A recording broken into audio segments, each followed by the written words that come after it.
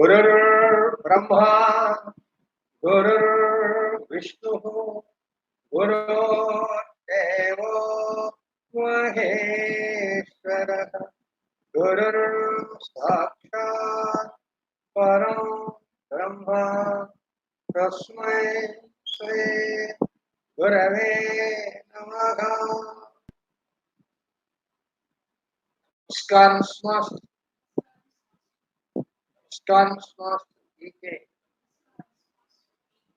नमस्कार नमस्कार नमस्कार सी वी वी नमस्कार सी वी वी नमस्कार C V V to your lotus feet.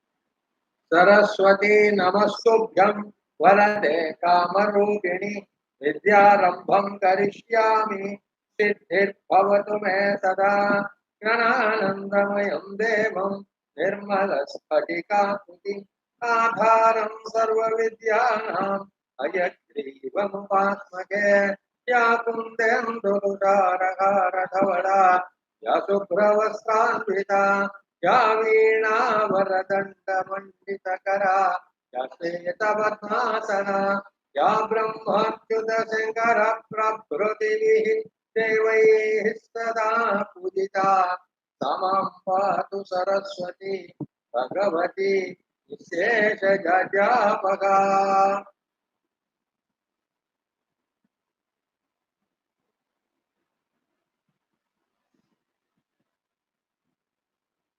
ఆలోన కలవెల్గున పరిసరముల వారి రూపమున కనపట్టుగాక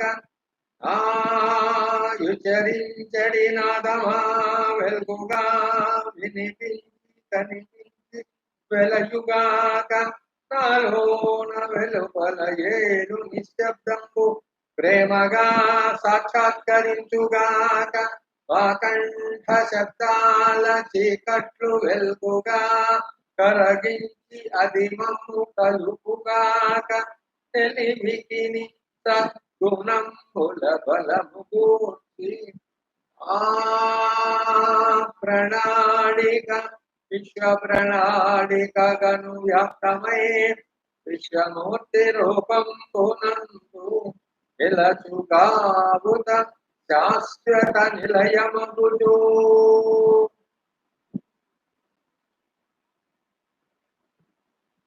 పాపరోగాదిగ్రస్తానాం ప్రజానామర్తినాశకం ధన్వంతరి సమం వైద్యం కృష్ణం వందే జగద్గురు.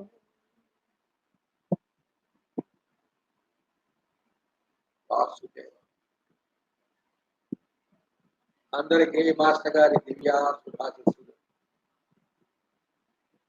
నిన్నటి శిక్షణా తరగతిలో టైఫాయిడ్ వ్యాధి ఎలా వస్తుందో రావటానికి గల కారణములు ఏంటో, అదే విధముగా దాని అందుండే దశలు గురించినటువంటి విషయాలు నిన్న శిక్షణా తరగతిలో మనం చూడటం జరిగింది. అదే విధముగా నిన్న శిక్షణా తరగతిలో మనం యాంటీమోనియం క్లోరైడ్ యొక్క కాజేషన్స్, జనరల్ సింటమ్స్, మెంటల్ సింటమ్స్ మనం నేర్చుకోవటం జరిగింది. ఒక్కసారి వాటిని పునశ్చరణ చేసి అటుపై మిగిలిన విషయాల గురించి నేర్చుకునే ప్రయత్నం చేద్దాం. మొట్టమొదట నిన్నటి శిక్షణా తరగతిలో టైఫాయిడ్ గురించి కొన్ని ముఖ్యమైన విషయాలు నేర్చుకోవడం జరిగింది. టైఫాయిడ్ అనేటటువంటిది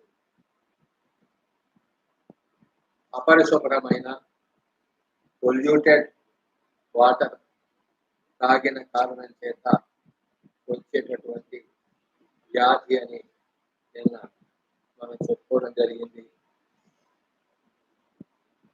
అతి తక్కువ కాల వ్యవధిలో ఎక్కువ మందికి అంటూ వ్యాధిగా ఈ వ్యాధి సోకుతూ ఉంటుంది. నీటి కాలుష్యం వల్ల ఈ వ్యాధి కలుగుతుందని నిన్న మనం చెప్పుకున్నాం. కాలుష్యం కలిగిన నీళ్ళల్లో టైఫాయిడ్ బ్యాసిలై ఉంటుంది.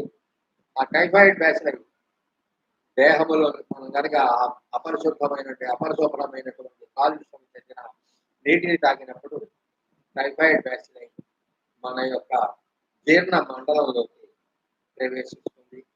జీర్ణ మండలంలోకి ప్రవేశించినటువంటి ఆ టైఫాయిడ్ బ్యాసిలై విపాకములు లేని వ్యక్తి తాగినప్పుడు అది వాళ్ళని పెద్దగా ఇబ్బంది పడదు. ఎందుకంటే ప్రాణశక్తి పోరాటం చేయగలిగినటువంటి స్థితిలో ఉండి లోపలికి వచ్చిన బ్యాసిలైతో యుద్ధం చేసి వాటిని బయటికి పంపించేటటువంటి కెపాసిటీ ఉంది కాబట్టి వాళ్ళకి ఎలాంటి ఇబ్బందులు కలగవు. కానీ ఏ వ్యాధి అయినా రావాలి అంటే హోమియోపతి వైద్య శాస్త్రం నుండి చెప్పిన మూల సూత్రము ఏంటంటే విపాకములు ఉంటేనే వ్యాధులని వస్తాయి. మానసికముగా విపాకములు లేకపోతే వ్యాధులు రావు. వ్యాధి రావడానికి 2 కారణాలు కావాలి. ఏంటవి? ట్రిగరింగ్ కాదు, రియల్ కాదు. ఇక్కడ ట్రిగరింగ్ కాదు, మనం తాగినటువంటి కలుషితమైనటువంటి నీరు, దానిలో ఉండే టైఫాయిడ్ బ్యాసిలై. రియల్ కాజ్ విపాకము. సోరా కానీ, సైకోసిస్ కానీ, సిఫిలిస్ కానీ, ట్యూబర్క్యులిక్ విపాకం కానీ, వీటిల్లో ఒకటి కానీ లేక అంతకంటే ఎక్కువ కానీ విపాకములు ఉన్నవారు కలుషిత నీరు తాగినప్పుడు టైఫాయిడ్ బ్యాసిలై లోపలికి పెడుతుంది, జీర్ణమండలంలోకి పెడుతుంది. అప్పుడు అక్కడ ట్రిగరింగ్ కాజ్ గా టైఫాయిడ్ బ్యాసిలై ఉంది, రియల్ కాజ్ గా విపాకం ఉంది. కాబట్టి ఏం జరుగుతుంది అంటే అక్కడ ఆ టైఫాయిడ్ బ్యాసిలై నిమ్మడంగా అతి తక్కువ కాలంలో జీర్ణ మండలంలో వృద్ధి చెందుతుంది. వృద్ధి చెందిన తర్వాత ఏమవుతుందంటే క్రమముగా అది లక్ష వేదన సముదాయాన్ని ఉత్పాదన చేస్తుంది. టైఫాయిడ్ జ్వరం ఒక్కసారి ఉధృతంగా రావటం అనేటువంటి ఉండదు. ఆ యొక్క జ్వరము నిదానముగా 1 వారం రోజుల్లో అది విజృంభించడం అనేది జరుగుతుంది. మొట్టమొదట పని చేయడానికి బద్ధకంగా ఉండటం, పని చెయ్యాలని అనిపించకపోవటం, ఆకలి లేకపోవటం, నిద్ర పట్టకపోవటం, నోరు అరుచిగా ఉండటం, అటు తర్వాత ఒళ్ళు నొప్పులు రావటం. ఇలాంటి లక్షణాలు వచ్చిన తర్వాత 1-2 రోజుల తర్వాత జ్వరం ఆరంభం. ఎప్పుడైతే ఒళ్ళు నొప్పులుగా ఉండటం, నోరు అరుచిగా ఉండటం, నిద్ర పట్టకపోవటం, ఒళ్ళంతా నొప్పులుగా ఉండటం, ఇలాంటి లక్షణాలు ఉన్నాయి అంటే అర్థం ఏంటంటే లోపల దేహ తత్వము నందు ఏదో ఒక పనికిరాని విష పదార్థం చేరింది. దానివల్ల ఇలాంటి వస్తాయని గమనించుకున్నవాడు తన ఆహార వ్యవహార విహారముల యందు వాళ్ళు కనుక జాగ్రత్త పడితే, క్రమశిక్షణను పాటిస్తే అప్పుడు వ్యాధి ఉధృతముగా రాకుండా తొలగిపోతుంది. అలా వాటిని నెగ్లెక్ట్ చేసి ఈ తలకాయ నొప్పి, ఒళ్ళు నొప్పులు, నిదానంగా ఆకలి లేకపోవడం, ఆ తర్వాత పని చేయాలంటే బద్ధకంగా ఉండటం, ఆ తర్వాత జ్వరం నిమ్మడంగా స్టార్ట్ అవుతుంటే ఏమున్నాయి అవే పోతాయి అనుకుంది కనుక అశ్రద్ధ చేస్తే అప్పుడు టైఫాయిడ్ జ్వరం తన యొక్క ప్రతిభని చూపించడం మొదలు. అప్పుడు టైఫాయిడ్ జ్వరం అనేటటువంటిది దేహంలోకి ప్రవేశించినటువంటి ఆ బ్యాసిలే ఎక్కడైతే ఉందో అది నిమ్మడంగా చిన్న ప్రేగుల యొక్క గోడలలోకి చేరి అక్కడ అల్సర్స్ ని ఉత్పాదన చేస్తుంది. ఆ తర్వాత లింఫ్ గ్రంథుల ద్వారా అది క్రమంగా లివరు రక్తంలోకి వెళ్ళిపోతుంది. రక్తంలో నుంచి చిన్న రక్తంలో నుంచి కాలేయము, ఆ తర్వాత స్ప్లీన్, ఆ తర్వాత ఊపిరితిత్తులు, వీటిల్లోకి ఆ టైఫాయిడ్ బ్యాసిలై చేరటం మొదలుపెట్టి అనారోగ్యం తీవ్ర రూపంలోకి రావడం మొదలవుతుంది. ఇలా కలుషిత నీరు కాలుష్యం చెందడానికి కారణాలు ఏంటంటే బట్టలు కాలువల దగ్గర ఉతకటము, జంతువుల్ని కాలువలలో కడిగి వాటిని శుభ్రమణిలలో కలిసిపోవటము, అదేవిధంగా కాలువ గట్టున మరి మలమూత్రాలు విసర్జించడము, మరికొన్ని గ్రామముల యందు కాలువ గట్టు అంటూ వెంబడి శ్మశానం, ఆ శ్మశానం ఉన్నప్పుడు అక్కడే ఆ శవదహనం చేసిన తర్వాత మిగిలిన వ్యర్థ పదార్థం అంతా కాలువలో కలిపేస్తారు. వీటి వల్ల ఏమవుతుందంటే అది అట్లా చేయడం తప్పు, నీటి కాలుష్యం జరుగుతుంది. నీటి కాలుష్యం జరిగి అందరికీ జబ్బులు వస్తాయనేటువంటి విషయం తెలియని కారణం, ఎవరు పట్టించుకోని కారణం చేత నీటి కాలుష్యం పెరుగుతుంది. తద్వారా ఏమవుతుందంటే అతి తక్కువ కాలంలోనే చాలా మందికి టైఫాయిడ్ జ్వరం మొదలుపెట్టింది. టైఫాయిడ్ యొక్క టైం పీరియడ్ 3 వారాలు. 3 వారాల లోపల వాళ్ళు ఆహార వ్యవహార విహారములలో క్రమశిక్షణ కనుక పాటించి సరి అయిన సారూప్య ఔషధంతో కనుక వైద్యం చేయించుకుంటే మొదటి వారంలోనే తగ్గిపోతుంది. అశ్రద్ధ చేస్తే 21 రోజులు ఉంటుంది. 21 రోజులలో పూర్తయిన తర్వాత కూడా సరి అయినటువంటి ఆహార వ్యవహార విహారాల్లో క్రమశిక్షణ పాటించకపోతే టైఫాయిడ్ జ్వరం 40 రోజులు ఉంటుంది. 40 రోజులు. కాబట్టి టైఫాయిడ్ జ్వరంలో ప్రధానముగా 21 రోజులు కాబట్టి 3 వారాలు ఉన్నాయి. మొదటి వారంలో విరోచన బద్ధకం ఏర్పడుతుంది. రెండవ వారంలో ఏమవుతుంది అంటే డెలీరియస్ కండిషన్తో పాటు నీళ్ల విరోచన ఏర్పడుతుంది. మూడో వారంలో ఏం జరుగుతుందంటే చిన్న ప్రేవుల గోడలలో జీర్ణ మండలం యొక్క చిన్న ప్రేవుల గోడల యందు ఉన్నటువంటి అల్సర్స్ పగిలి రక్తం కారి ప్రాణాపాయ పరిస్థితి రావడమే జరుగుతుంది. కాబట్టి రెండవ వారము, మూడవ వారము కూడా టైఫాయిడ్ రోగులు చాలా జాగ్రత్తగా ఉండవాలి. డాక్టర్లు కూడా రోగిని నిత్యము పరిశీలించుకుని పొద్దున రాత్రి సరైనటువంటి శ్రద్ధ తీసుకుని వైద్యం చేయాలి. ఈ టైఫాయిడ్ జ్వరం సోకిన రోగుల యందు చిన్న ప్రేగుల యొక్క గోడల్లో అల్సర్స్ ఫారమై ఉంటాయి కాబట్టి దానివల్ల మనం కనుక వాడి పొట్టని కనుక మొక్కితే ఆ అల్సర్స్ పగిలిపోయి బ్లీడై ప్రాణాపాయ పరిస్థితి ఉంటుంది. కాబట్టి టైఫాయిడ్ జ్వరంలో రోగుల యొక్క పొట్ట మొక్కకుండా జాగ్రత్త పడాలి. సహజముగా టైఫాయిడ్ జ్వరం అనేది 5-30 సంవత్సరాల మధ్య వచ్చే అవకాశం ఎక్కువగా ఉంటుంది. బాలింతల యందు కూడా టైఫాయిడ్ జ్వరం ఎక్కువగా వస్తుంది. తర్వాత ఈ టైఫాయిడ్ బ్యాసిలై దేహంలో ఉండేటటువంటి 3 ప్రధాన అవయవాల్ని, వ్యవస్థల్ని వ్యాధిగ్రస్తం చేస్తుంది. 1 ఊపిరితిత్తులు, 2 ప్లీహము, 3 చిన్న ప్రేవులు. ప్రధానముగా డైజెస్టివ్ సిస్టమ్ ని వ్యాధిగ్రస్తం చేస్తుంది. ఆ తర్వాత రక్తంలోకి వెళ్ళి ఊపిరితిత్తులు కూడా వ్యాధిగ్రస్తం చేస్తుంది. 3వ వారం ఆరంభమయ్యేసరికి 2వ వారం అయిపోయి 3వ వారం రావడం మొదలుపెట్టగానే స్ప్లీన్ ఎన్లార్జ్మెంట్ వస్తుంది. దానివల్ల ఎడమ చేతి పక్కన కడుపులో నొప్పి రావడం మొదలు పెట్టడము, జ్వరం రావడం మొదలుపెట్టింది.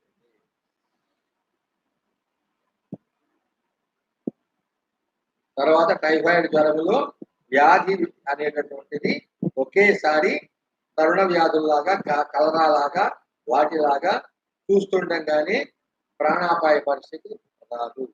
నిదానముగా వ్యాధి ఆరంభమయ్యి క్రమముగా వృద్ధి చెంది ఆ తర్వాత దేహతత్వంలోనికి దొక్కుపోయి స్థిరపడి అటు తర్వాత ప్రాణాపాయ పరిస్థితి కలిగిస్తుంది.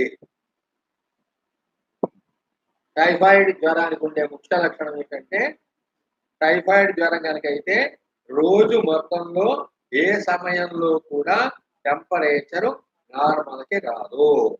ఉదయం దగ్గర నుంచి మొదలుపెట్టి క్రమముగా టెంపరేచర్ పెరిగి రాత్రికి మాక్సిమం టెంపరేచర్ చేరుతుంది. మరుసటి రోజు పొద్దున్నే చూడంగానే నిన్న రాత్రి ఏ ఉష్ణోగ్రత ఉందో, ఎంత టెంపరేచర్ ఉందో అది రెండవ రోజు ఉదయం టెంపరేచర్ అవుతుంది. అక్కడి నుంచి క్రమంగా మళ్ళీ టెంపరేచర్ పెరుగుతూ పెడుతుంది. రెండవ రోజు రాత్రికి ఎంత ఉందో అది మూడవ రోజు ఉదయానికి అంత టెంపరేచర్ ఉంటుంది. అక్కడి నుంచి మళ్ళీ క్రమంగా పెరుగుతూ రాత్రికి పెరిగి ఉంటుంది. మళ్ళీ మూడో రోజు రాత్రి ఏదైతే టెంపరేచర్ ఉందో అది నాలుగో రోజుకి ఉదయానికి మార్నింగ్ టెంపరేచర్ అవుతుంది. మళ్ళీ అది క్రమంగా పెరుగుతూ ఇట్లా పోతుంది. కాబట్టి రోజు రోజుకి టెంపరేచర్ వృద్ధి చెందడం అనేటటువంటిది, పెరగటం అనేటటువంటిది ఏ సమయంలో కూడా రోగి యొక్క శరీర ఉష్ణోగ్రత నార్మల్కి రాకుండా ఉండటం అనేటటువంటిది టైఫాయిడ్ జ్వరాల్లో ఉండేటటువంటి కీలక లక్షణము.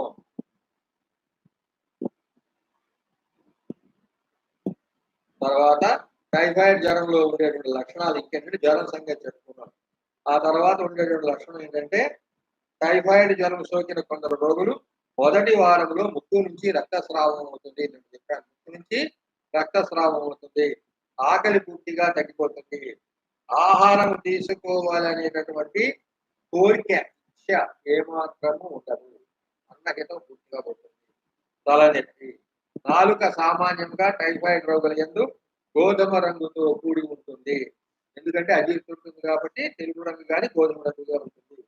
నాలుకపై పండ్ల గుర్తులు ఉండును. నాలుక నోటి నుంచి బయటికి చాపినప్పుడు అది వణుకుచుండును. టైఫాయిడ్ సోకిన చాలా మంది రోగులలో మొదటి వారం చివర గులాబీ రంగు గద్దు కనపడుతుంది దేహం పైన. గద్దుపై ఒత్తిడి కలిగిస్తే అది కాస్త మాయమైపోతుంది. రెండవ వారంలో ప్లేహము ఎన్లార్జ్ అవుతుంది. పొట్ట ఉబ్బరించి కుడివైపు క్రింది భాగంలో జారి నొప్పిగా ఉంటుంది. ఆ తర్వాత దగ్గు, జలుబు, బ్రాంకైటిస్ వస్తుంది. రెండవ వారంలో రోగి యందు అపస్మారక స్థితి ఆరంభమవుతుంది. అపస్మారక స్థితి ఆరంభం కాగానే ఏం జరుగుతుంది అంటే అక్కడి నుంచి వారికి హెలూసినేషన్స్ రావడం మొదలుపెడతాయి, చిత్త భ్రమలు రావడం మొదలుపెడతాయి. ఏమొస్తాయంటే పక్క మీద నుంచి ఎగిరి గాలిలోకి వెళ్తున్నట్టుగాను, ఆ జ్వరంలో పాటలు పాడటము, పిచ్చిలు బూతులు మాట్లాడటము, ప్రైవేట్ పార్ట్స్ అందరికీ చూపించడం, అలాంటి లక్షణాలు. ఆ తర్వాత మరి కొంతమందిలో అయితే అంత క్రితమే రీసెంట్ గా చనిపోయినటువంటి వాళ్ళ యొక్క ఆత్మలు కనబడుతున్నాయని వాడు అక్కడ కూర్చొని మాట్లాడుతున్నారని. అలాగే కొంతమంది హింసాత్మక ప్రవృత్తి కలిగి దగ్గరికి వచ్చిన వాళ్ళని కొట్టడము, కొరకటము, పళ్ళు నూరటము, టెంపరేచర్ చాలా హైగా ఉండటము, రేడియేటింగ్ హీట్ ఇలాంటివి ఉండటము, ఇలాంటి లక్షణాలన్నీ కూడా మనకి డెలీరియస్ కండిషన్ లో కనపడతాయి.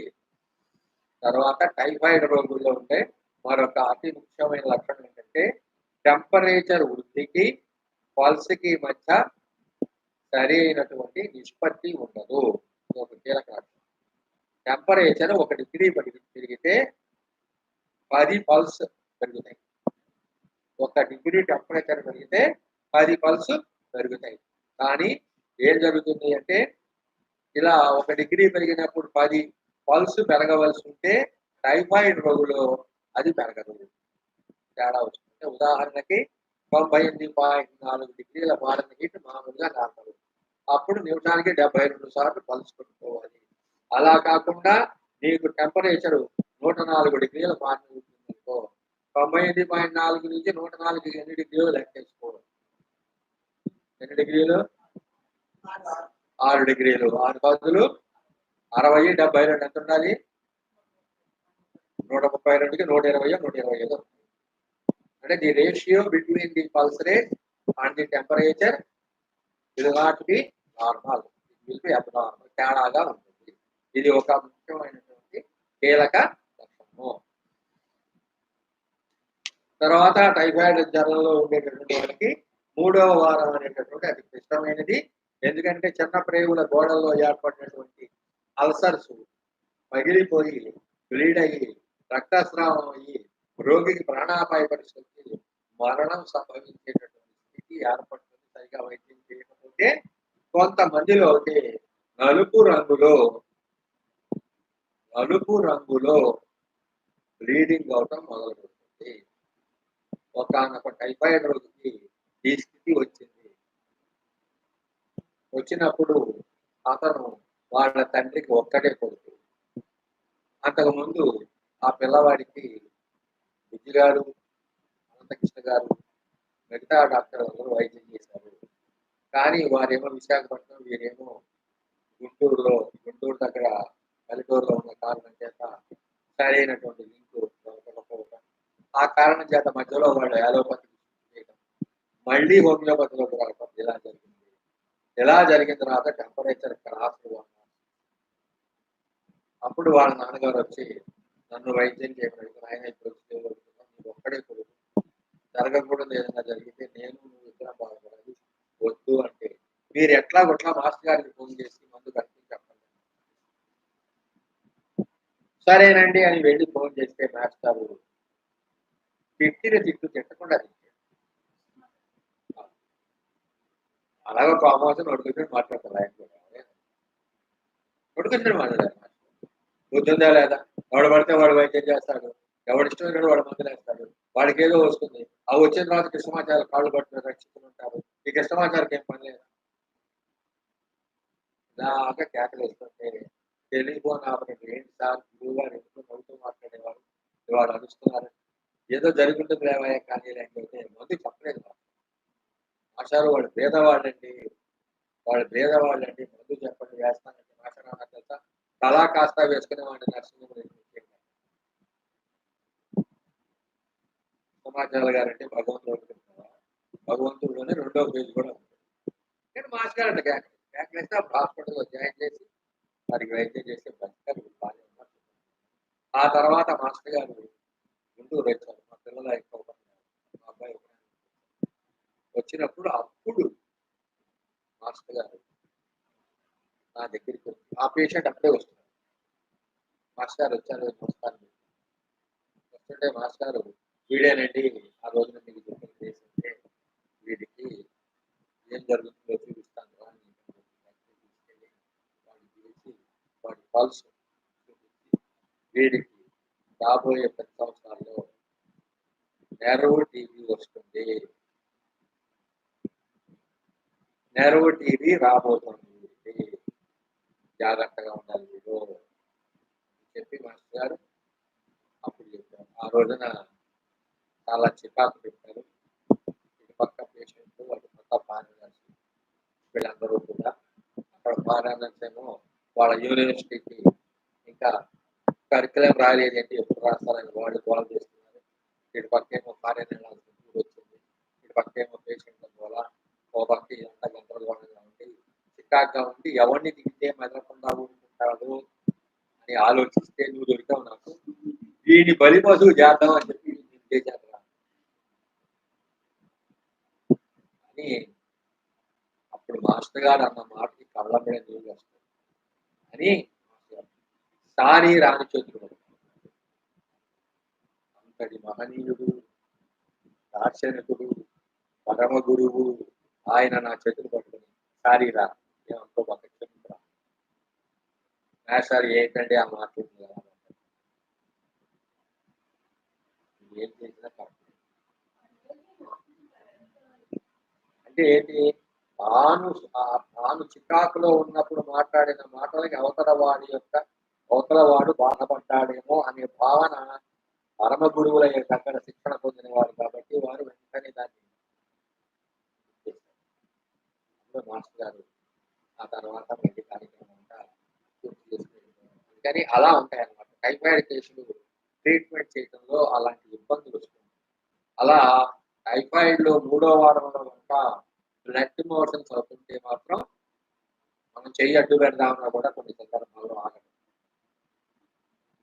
చెయ్యి అడ్డు పెడదామన్నా కూడా ఇక ఆ పిల్లవాడికి ఆ రోజున నల్లగా మోషన్స్ అవడం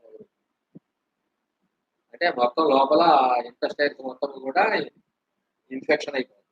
ఇన్ఫెక్చువల్ డిసీజ్ వచ్చేసి నల్లగా మోషన్స్ వస్తున్నాయి. ఆ యొక్క అల్సర్స్ అన్ని బ్రీడ్ అయిపోతున్నాయి. ఇప్పుడు వాడు మనం చేయి పెడితే వాడు చచ్చిపోతాడు. వాడు చచ్చిపోతే మన నడుకెళ్తారు. కాబట్టి అలాంటివి టైఫాయిడ్‌లో ఇదొక బిట్టర్ ఎక్స్‌పీరియన్స్.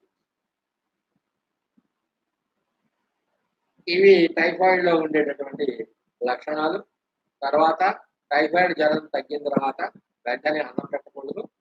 మొదటి 2, 3 రోజులు కూడా ట్రయల్ కోసం బియ్యపు రవ్వని వేయించి గరిటె జావ కాచి దాంట్లో మజ్జిగ తీయటి మజ్జిగ కలిపి ఇవ్వాలి.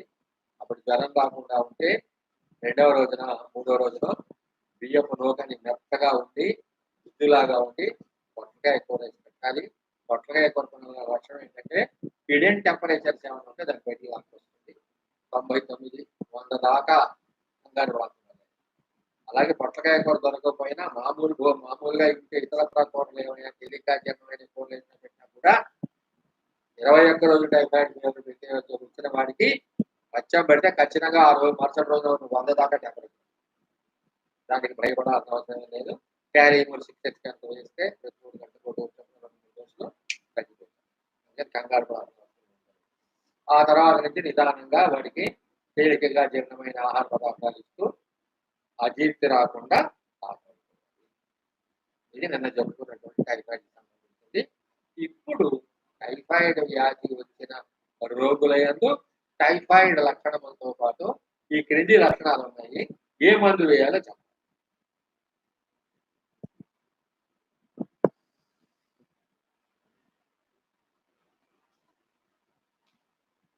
నాలుకపై తెల్లని పూత, విరోచనము తెల్లగాగుట, జీవితేచ్ఛ నశించుట, చికాకుగా ఉండుట, రోగి చిన్నపిల్లవాడైతే పరీక్షిస్తానంటే ముట్టుకుంటానంటే ఏడవటం. ఈ లక్షణాలు టైఫాయిడ్ జ్వరం లక్షణాలు టైఫాయిడ్ రోగిలో ఉన్నాయి. ఇప్పుడు ఏ మంది వేయాలి? యాంటీమ్యూన్ 200 ఒక డోస్ వేయాలి. Exactly correct. Antimonium chloride 200 dose వేయాలి. వేసిన తర్వాత జ్వరం 104 డిగ్రీల కంటే ఎక్కువగా ఉంటే యాంటీమ్యూన్ 1 ml డోస్. యాంటీమ్యూన్ 1 ml dose. అట్లా యాంటీమ్యూన్ 1 వేసిన తర్వాత లోపల అరగకుండా ఉండే ఆహారం ఏదైనా ఉంటే అది వాంతి రూపంలో బయటకు. అంటే అర్థం ఏంటన్నమాట, మందు పనిచేస్తుంది, వీడికి రేపో ఎల్లుండో జ్వరం తగ్గి నార్మల్ కండిషన్కి రాబోతున్నాడు. ఆ తర్వాత నుంచి రోజు బెర్రంపాల్ 6x ఒక పూట, క్యారీమూర్ 6x ఒక పూట వైద్యం చేస్తే సరిపోతుంది. ఆ తర్వాత ఇంకొక టైఫాయిడ్ రోగికి ఈ కింది లక్షణాలు ఉన్నాయి. ఏ మందు వేయాలో చెప్పాలి. జలుబు, ఛాతీలో చెక్కబడినట్లుండుట, ముఖము పొంగరించి ఉండుట, కళ్ళు ఎర్రబడి నీళ్లు కారుట, గొంతు మంట, చలితో కూడిన జ్వరము, వేడి పానీయములు త్రాగుట వలన, వెచ్చని గది అందు ఉండుట వలన, వెచ్చని కాపడముల వలన వేదనలు ఉద్రేకించుట. Good, exactly correct.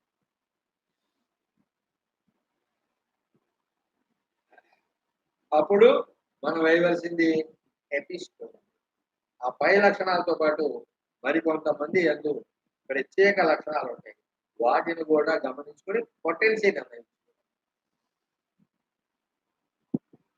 అపస్మారక స్థితి ఆరంభమైతే పైన చెప్పిన లక్షణాలతో పాటు అపస్మారక స్థితి ఆరంభమై అతిగా మాట్లాడుట, సెరిబ్రల్ క్రై, కీచు గొంతుకతో అరుచుట అను లక్షణములు ఉన్నప్పుడు ఎపిస్ 1 ml డోస్. ఎందుకంటే సెరిబ్రల్ మెనర్జిస్లోకి వెళ్ళిపోతుంది. ఆ సెరిబ్రల్ క్రై వేస్తుంది కాబట్టి బ్రెయిన్ దెబ్బతినకుండా ఉండాలంటే ఎపిస్ 1 ml డోస్ వేసాం. లేదంటే ఎపిస్ 200 పొద్దున డోసు అవసరమైతే మరుసటి రోజు రాత్రికి 2 డోసు. ఆ తర్వాత నుంచి బెర్రంపాల్ 6x క్యాలీన్తో వైద్యం. ఇంకో టైఫాయిడ్ రోజు వచ్చాడు. ఆయనకి టైఫాయిడ్ జ్వరంతో పాటు ఈ కింది లక్షణాలు ఉన్నాయి. ఈ మందు 2 లక్షణాలు చెప్పగానే 2 మందులు చెప్తాను.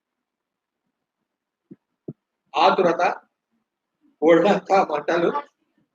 చెప్పాను నేను. అసలు నేనేం చెప్పాను, లక్షణాలన్నీ వినాలి, ఓపికగా. అలా నేను ముద్రిస్తున్నాను. నేను చెప్పేవన్నీ వింటానా లేదా చివరిలో? నువ్వు చెప్పే మొదటి 1-2 లక్షణాలతోనే మందు డిసైడ్ అయిపోతుంది. కానీ చివరి దాకా వినాలి. వినకపోతే పేషెంట్కి సాటిస్ఫాక్షన్. నేను చెప్పి సరిగా వింటలేదనే భావన అతని మనసులో పడిందనుకో, ఇచ్చిన మందు కరెక్ట్ అయినా పని చేయలేదు.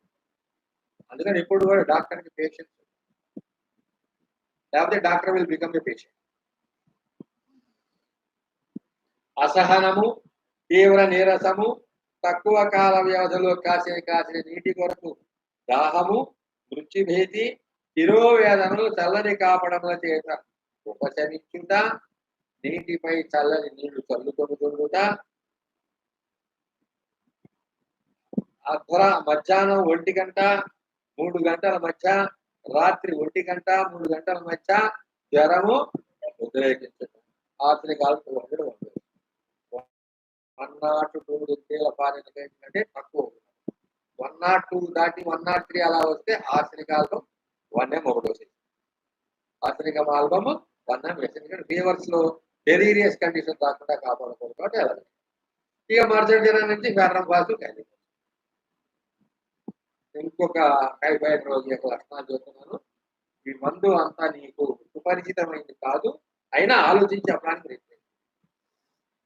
టైఫాయిడ్ లక్షణాలతో పాటు రోగి యందు ఉన్న ఊపిరితిత్తులు వ్యాధిగ్రస్తమై ఛాతిలో గుడగుడగా ఉండుట, పూర్తిగా ఆయాసము, దగ్గు, ముఖము పాలిపోయి ఉండుట, నిద్రమత్తు అనే లక్షణం ఉన్నప్పుడు ఏమంది?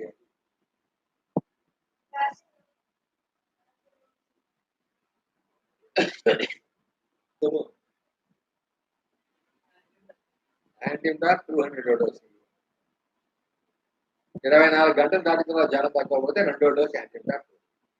ఆ తర్వాత నుంచి ఎన్ఎస్తో కానీ కేఎంతో కానీ తర్వాత చెప్పబోయే మందు పేరు కూడా నువ్వు రెండు సిమ్టమ్స్ అయినా కానీ నీకు మందు పేరు తెలుసుకో. అయినా చెప్పు. టైఫాయిడ్ రోగికి టైఫాయిడ్ వ్యాధి లక్షణాలతో పాటు పని చెయ్యాలంటే విముఖత, బద్ధకము, ఒళ్ళు నొప్పులు, తలనొప్పి, కదులుటకు ఇష్టం ఉండదు, ఏమాత్రం కదిలినా శరీర బాధాన్ని ఉద్రేకిస్తాయి, కదలక పనుంటే శరీర బాధలు ఉపశమిస్తాయి,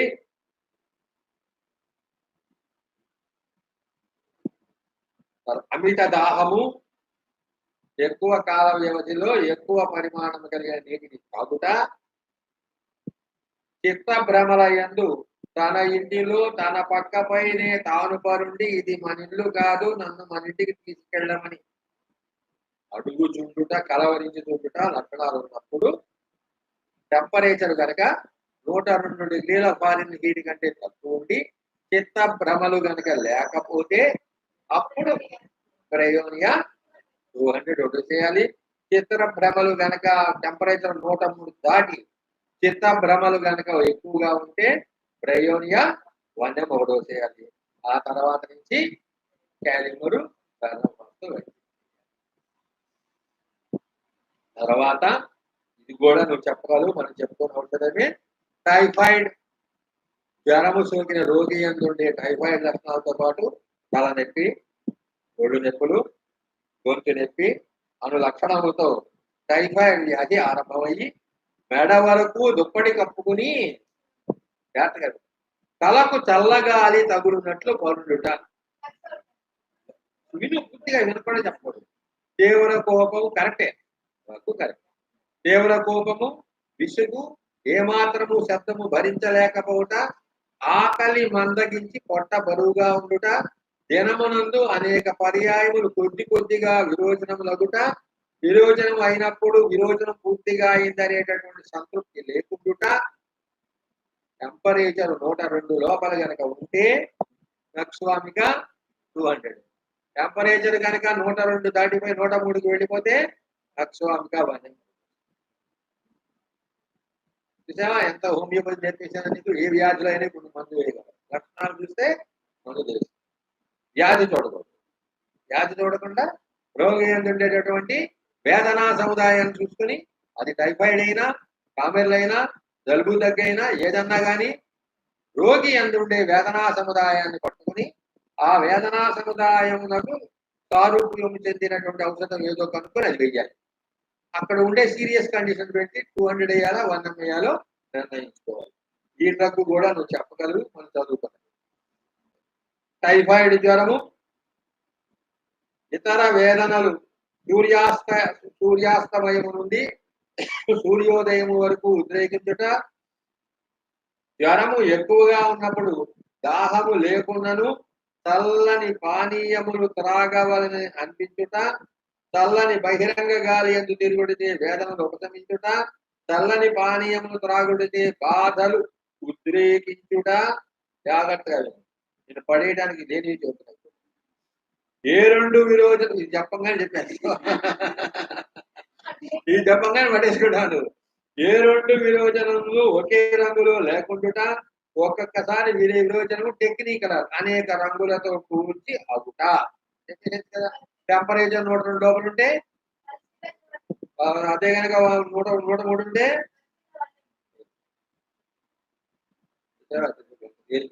స్కూళ్ళలో ఎవరినైతే నేర్పుతారు నీకు అసలు వేరుగా చెప్తారు. తర్వాత ఈ చెప్పుకునే ఔషధం కూడా ఇంతకు ముందు మనం చదువుకున్నదే. మనం చెప్పుకున్న ఈ ఔషధాన్ని గురించి అన్ని కూడా జనరల్స్, మెంటల్స్, మొడాలిటీస్ అన్ని చేసుకున్నాం. కాజేస్తూ జాగ్రత్తగా వెళ్ళి మందు పెట్టాం. టైఫాయిడ్ జ్వరం వచ్చిన రోగికి రావటానికి కారణం వానలో తడవటం, తలారా చన్నీటి స్నానములు చేయటం, లేక నదీ స్నానము చేయటం. వీటిలో ఒక్కొక్కడికి ఒక్కొక్క కారణం ఉంది. అప్పుడు జ్వరం ఆరంభమయ్యి నిద్రమత్తు, మగతగా చుచుట, వెన్ను వెంబడి చలి,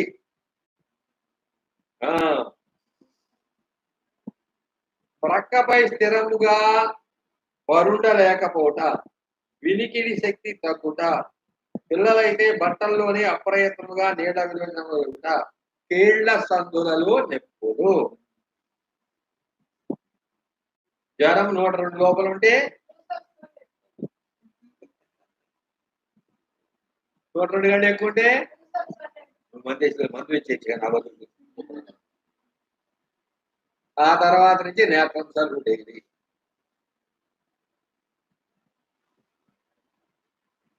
తర్వాత ఈ మందు కూడా మనం చెప్పుకున్నదే. నేను లక్షణాలు చెప్పంగానే నువ్వు చెప్తావు ఆన్సరు, జాగ్రత్తగా పూర్తిగా విన్నాక. టైఫాయిడ్ జ్వరంతో పాటు చలి, చెమటలు అధికముగా ఉండుట, నడుము నొప్పి, జ్వరము మధ్యాహ్నము 12 గంటలకు, అర్ధరాత్రి 12 గంటలకు జ్వరము తీవ్రముగా పెరగటము, లూజ్ బ్రాడ్ మోషన్ కావడం, కడుపు ఉబ్బరము, నాడీ స్పందన యొక్క ఒత్తిడి తక్కువగా ఉండుట, పొల్లని త్రేపులు, ఆకలి మందగించుట అను లక్షణములు ఉంటే 102 డిగ్రీల ఫారెన్హీట్ కంటే తక్కువ ఉంది జ్వరం ఏం వేయాలి? 103 పైన ఉంటే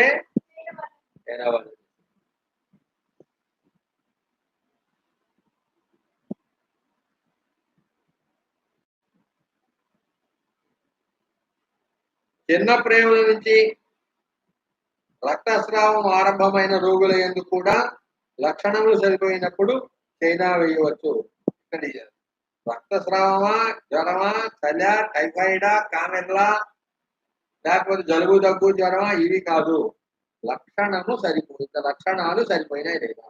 కాబట్టి అల్సర్స్ బ్లీడ్ అయిపోతున్నాయి, చచ్చిపోతాడు అనుకుని చైనా వేయకూడదేమో అనుకోకూడదు. రోగి యందుండేటువంటి వేదనా సముదాయము ఔషధము యొక్క వేదనా సముదాయంతో సారూప్యము చెందినప్పుడు టైఫాయిడ్ జ్వరంలో 3వ వారంలో యానస్ నుండి కూడా బ్లడ్ బ్లీడ్ అవుతున్న చైనా డ్రగ్ని వేయవచ్చు. చైనాకి ఇంకో లక్షణం ఉంది. ఏంటది? చైనా వేయడానికి ఇంకొక కీ సెంటమ్ చెప్పాడు హార్మోన్.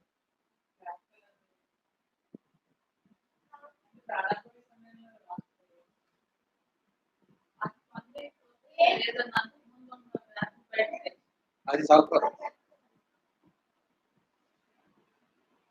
ఏ ఔషధం యొక్క లక్షణములు ఉన్నా లేకపోయినా, చైనా లక్షణములు ఉన్నా లేకపోయినా కూడా రోగికి అవసరం ఉన్నా లేకపోయినా చైనా లేదు. మనం ఇంతకు ముందు మందులతో ట్రీట్మెంట్ చేస్తున్నాం కదా, ఆ మందుల యొక్క లక్షణాలు రోగి అందు లేకపోయినా చైనా లక్షణాలు రోగి అని లేకపోయినా చైనా వేయచ్చు. మధ్య మధ్యలో చైనా వేయచ్చు. ఎందుకంటే ప్రాణాపాయ పరిస్థితి నుంచి కాపాడే లక్షణం చైనాకు ఉంది కాబట్టి మనం ప్రాణశక్తిని ఉద్దీపనం చేయడానికి చైనా యొక్క లక్షణాలు లేకపోయినా ఇలాంటి తరుణ వ్యాధుల యందు కానీ దీర్ఘ వ్యాధుల యందు కానీ చైనాని వెయ్యొచ్చు. కాకపోతే చైనా వెయ్యబోయే ముందు డిజిటాలిస్ చేస్తే మాత్రం వెయ్యకూడదు. ఎందుకంటే ఆ రెండు కూడా శత్రుత్వం కలిగినటువంటి ఔషధములు కాబట్టి.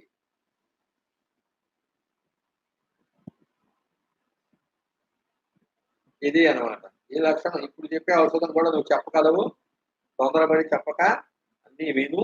మిగతా వాళ్ళకి అవకాశం ఏం చదువుతారు? భారతి గారు ఉన్నారు, మరి భవానీ ఉంది, వాడు కూడా విని వాళ్ళు ఏం చదువుతారు చూసిన రాళ్ళు మన ఇద్దరం చదువుతాం. విని ఊరికి నవ్వుకోతే జాగ్రత్తగా వినండి.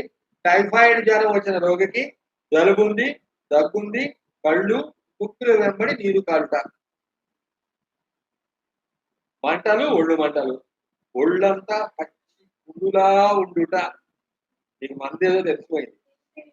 ఆ కారణము చేత ఇతరులు ఎవరైనాను తనను ముట్టుకొనుటకు ప్రయత్నించిన ఒళ్ళు లెక్కులు అధికమవుతాయనే భయం చేత ఎవరిని ముట్టుకోనీడు. ఒళ్ళంతా పచ్చికుండుగా ఉన్న కారణము చేత ఈ జ్వరము సోకిన రోగి పిల్లలు ఎత్తుకున్నచో వారు నిరంతరము ఏడ్చుచుందురు. మెత్తని పక్కపై పడుండిన చెక్క మంచం మీద పడుకున్నట్టు గట్టిగా ఉందని గోల చేయటం. ఆ తర్వాత టెంపరేచర్ 102 డిగ్రీల ఫారెన్హీట్ ఉంటే నువ్వు మాత్రం అంత చెప్పక ఏ మందు వేయాలి? ఆర్నికా 200 వేయాలి.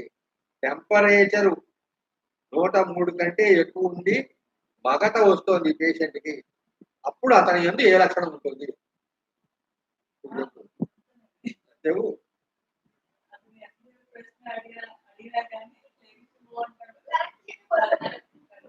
నువ్వు అంటావు, నువ్వు చెప్పేవాడు ఓకే. ఆర్నికా రోగికి మగత వచ్చినప్పుడు మనం అతని నిద్ర లేపి ఒక ప్రశ్న వేస్తే ఆ ప్రశ్నకి సరి అయిన సమాధానం చెప్పి మళ్ళీ మగతలోకి వెళ్ళిపోతాడు.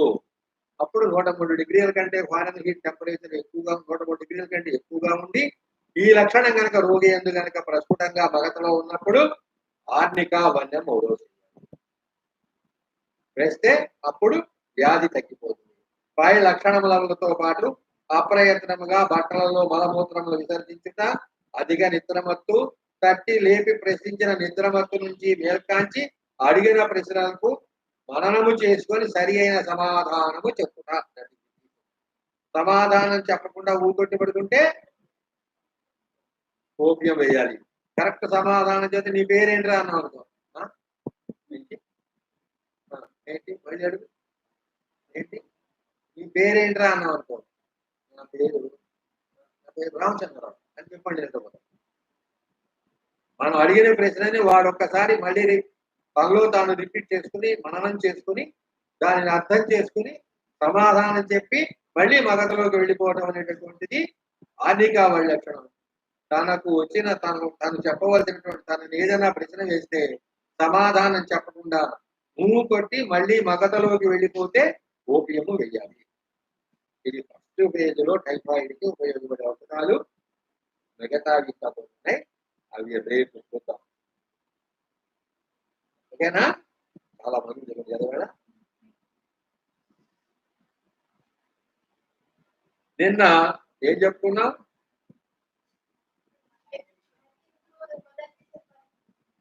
యాంటీగురుడు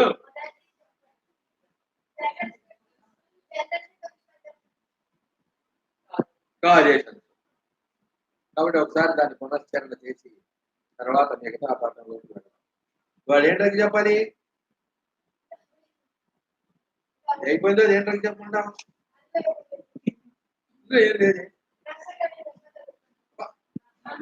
అబ్బా నేర్చుకుందిరా ఇది బాగా. యాంటీక్రూడ్కి ఉండేటటువంటి జనరల్ సిమ్టమ్స్ దేహమునందు నిదానంగా వ్యాపించి లోతుగా స్థిరపడి నిదానముగా తగ్గే వ్యాధులకు ఉపయోగపడే దివ్య ఔషధము యాంటీమోనియం చూడం. ఒక్కొక్క మందుకి ఒక్కొక్క రకమైనటువంటి ప్రత్యేక లక్షణం ఉంటుంది. యాంటీమోనియం చూడనుకున్న ప్రత్యేక లక్షణం ఏంటంటే వ్యాధి నిదానముగా ఏర్పడి లోతుగా స్థిరపడి నిదానముగా తగ్గుతుంది. అలాంటి వ్యాధుల యందు ఆలోచించవలసిన ఔషధము యాంటీమోనియం చూడం. అలా కాకుండా వ్యాధి అతి తక్కువ కాలంలో ఏర్పడి తీవ్ర రూపము ధరించి వాడికి బాధలు ఎక్కువగా ఉంటే ఉపయోగపడే ఔషధం ఏంటి? ఆర్సెనిక్ ఆల్బమ్ ఉంది కదా, ఎకనైట్ ఆర్సెనిక్ ఆల్బమ్. తర్వాత ఏ వ్యాధులైనా సరే యాంటీమోనియం చూడడం వాడికి జీర్ణ మండల వ్యాధితో పాటు వస్తాయి. అజీర్తి వ్యాధి లేకుండా వాడికి జ్వరం కానీ, జంతువులు కానీ, తుమ్ములు కానీ, టైఫాయిడ్ కానీ రావు. నాలుగా అప్పుడే ప్లాస్టిక్ చేసిన సిమెంట్ గోడకి తెల్ల సున్నం కడితే ఏ రంగులో ఉంటుందో ఆ రంగులో నాలుగు ఉంటుంది. కొంతమందిలో మురికిగా కూడా ఉంటుంది. కీళ్ళ నొప్పులు, మానసిక లక్షణాలు తారుమారవుతూ ఉంటాయి. వేదనలన్నీ సాయంత్రం నుంచి ఆరంభమయ్యి క్రమంగా రాత్రికి పెరుగుతాయి. వీడు హార్ట్ పేషెంట్.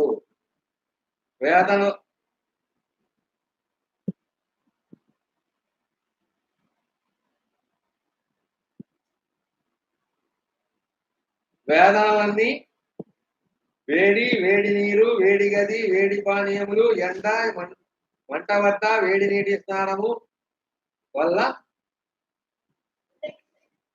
ఉపశమిస్తాయి. మధ్య మధ్యలో ఒకసారి ఏం వింటున్నారో నాకు కూడా తెలియాలి కదా. అసలు వింటున్నారా లేదా, అటెన్షన్ ఎక్కడుంది, ఇంటి మీద ఉందా, ఎక్కడుంది అని ఆలోచిస్తారు కదా. కాబట్టి వీడు ఇక్కడ వేదనలన్నీ ఉద్రేకిస్తాయి అని ఉన్నారు.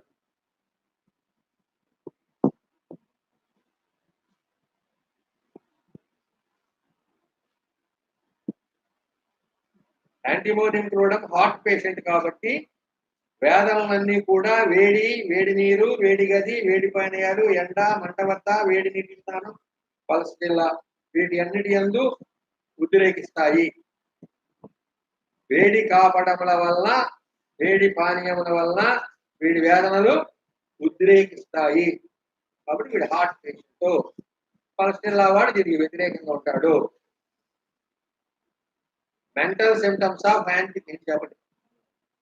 మెంటల్ సిమ్టమ్స్ ఆఫ్ యాంటింప్రూవ్ నిరుత్సాహము, దేని యందు శ్రద్ధ ఉండదు, దేని యందు శ్రద్ధ ఉండదు. ముఖ్యమైన మంచి మంచి పనులు అనుకున్న వాటిని కూడా చేయటానికి అభిరుచి ఉండదు. బాధ్యతలకు సంబంధించిన విషయాలలో క్రమంగా అవినీతి పరుడుగా మారిపోతాడు. స్వతంత్రంగా ఏ పని చెయ్యడు. మీరందరూ చేస్తున్నట్టు మీతో పాటు నేను కూడా చేస్తానంటాడు తప్ప తాను బాధ్యత తీసుకుని ఏ కార్యక్రమము చెయ్యడు. యజమాని చూస్తున్నప్పుడు ఒక విధంగాను, యజమాని చూడనప్పుడు మరొక విధంగాను పని చేస్తూ ఉంటాడు. ఇక్కడ యాంటీమోనియం చూడడం గురించి అక్కడ చెప్పుకున్నాం కానీ మనం కూడా దేవుడు చూస్తున్నాడు అనుకున్నప్పుడు ఒక రకంగాను, దేవుడు చూడటం లేదు అనుకున్నప్పుడు మరి ఒక రకంగాను ప్రవర్తిస్తూ ఉంటాం కదా వచ్చిన వాళ్ళతో. అదే ఇక్కడికి వచ్చింది అని మనం అనుకోం కదా, అప్పుడు రాదు ఆలోచన. ఆయన ఎప్పుడూ చూస్తూ ఉంటాడనే ఆలోచన మనకి పనికిరాని వాడు వచ్చినప్పుడు వీటిలో దేవుడు ఉన్నాడు అని అనుకుని మనం చేయలే. అలాంటి వాడు చేయలేకపోతే మీరు చేస్తే చేయలేదు. నేను మాత్రం చేయలేకపోతున్నాను. 100కి ఒక 40% చేయగలుగుతున్నాను కానీ 60% చేయలేక. అది ఉన్నట్టు మాట్లాడుతున్నాను. భగవంతుడు చూడలేదు కదా అని అబద్ధం చెప్పేట. కాబట్టి యజమాని చూస్తున్నప్పుడు ఒక రకంగాను, యజమాని చూడనప్పుడు మరి ఒక రకంగాను పనిచేస్తూ ఉంటాడు. ఇదే లక్షణము ఈ యాంటీమోనియం చూడడం లక్షణమే దేవుడి పట్ల ఎక్కువ మందికి ఉంది. జీవితం అంటే విసుగు, చనిపోతే బాగుండు అనిపిస్తుంది. కానీ ఆత్మహత్య చేసుకోవాలంటే భయం. పీకువాడు ఎందుకు ఎక్కువ కాలం బ్రతకడం అని విరక్తి. జీవితేచ్ఛ నశిస్తుంది. ఎదుటి వారు చెప్పుతున్న విషయములను గురించిన గ్రహణ శక్తి క్రమముగా తగ్గిపోతుంది. అంటే ఏదైనా ఒక విషయం గురించి చెప్తున్నప్పుడు దానిని అవగాహన చేసుకుని అర్థం చేసుకునేటటువంటి కెపాసిటీ నిదానంగా యాంటీమోనియం చూడడం వాళ్ళలో తగ్గిపోతుంది. ఈ లక్షణము కలిగినటువంటి ఔషధ సముదాయము కాక్యులసిటికస్, బ్రయోనియా, యాంటీమోనియం చూడము, కార్బోవేస్, కోనియం. మనస్సు ఎప్పుడు విషాదక్రాంతమై ఉంటుంది. ఎప్పుడు అర్జున విషాద యోగం యాంటీమోనియం చూడడం వాడిపో చికాకుగా ఉంటుంది. పిల్లలు చిన్నపిల్లలు అయితే పొద్దున్నే నిద్ర లేవంగానే నువ్వు చేసే పని చేస్తారు, ఏడుస్తూ లేస్తారు. ఏడ్చిన తర్వాత ఎప్పుడు చంకనేసుకుని ఎత్తుకు తిప్పుతూ ఉండాల్సిందే కానీ కిందకి దింపితే మాత్రం ఒప్పుకోడు. మారాన్ చేస్తాడు, పేచీలు పెడతాడు, ఏడుస్తాడు. ఇలాంటివన్నీ కూడా చేస్తాడు. భావావేశం ఎక్కువ. అంటే ఎక్కువ మంది భావాలు ఉన్న వాళ్ళకి ఇలాంటి భావావేశం ఎక్కువ. వెన్నెలంటే భయం. వెన్నెలలో గొడుగేసుకు దిగుతాడు. వెన్నెల కనుక ఒంటి మీద తగిలితే మానసిక లక్షణాలన్నీ కూడా వికటిస్తాయి. ఆ వికటిస్తున్న కారణంగా దాని నుంచి తప్పించుకోవడానికి వెన్నెల్లో వెళ్ళేటప్పుడు గొడుగు వేసుకుని వెళ్తాడు. This is peculiar uncommon symptom. Peculiar uncommon symptom ఇది. ఏదైనా ఒక విషయం గురించి చెబుతూ అలా చూస్తూ కంటి వెంబడే నీరు కారుస్తాడు. సంతోషం వస్తే ఎక్కిళ్ళు వస్తాయి, ఏడుపు వస్తుంది, ఆపేక్షలు అల్లకల్లోలం అయిపోతాయి. పక్కింటి ఆవిడ పొద్దున్న నుంచి పని చేసుకోందని ఏడుస్తాడు. కానీ ఆవిడ మీద ఎలాంటి చెడు భావన ఉండదు. ఒక రకమైనటువంటి ఆవిడ పట్ల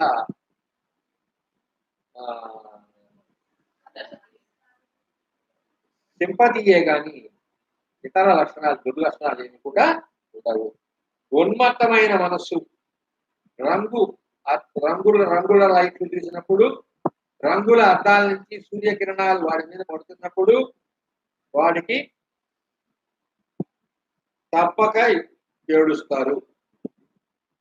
రంగుల అద్దాల్లో నుంచి సూర్యకిరణాలు వచ్చి మీద పడుతున్నా, లేక రంగుల పెళ్లిళ్లలో రంగుల లైట్లు కనుక పెడితే యాంటీమోనియం చూడడం వాడేస్తే అక్కడ కూర్చుని ఏడుస్తుంది. ఏమిట్రా ఏడుస్తున్నా అంటే మాది ఇంతేనే అంటాడు.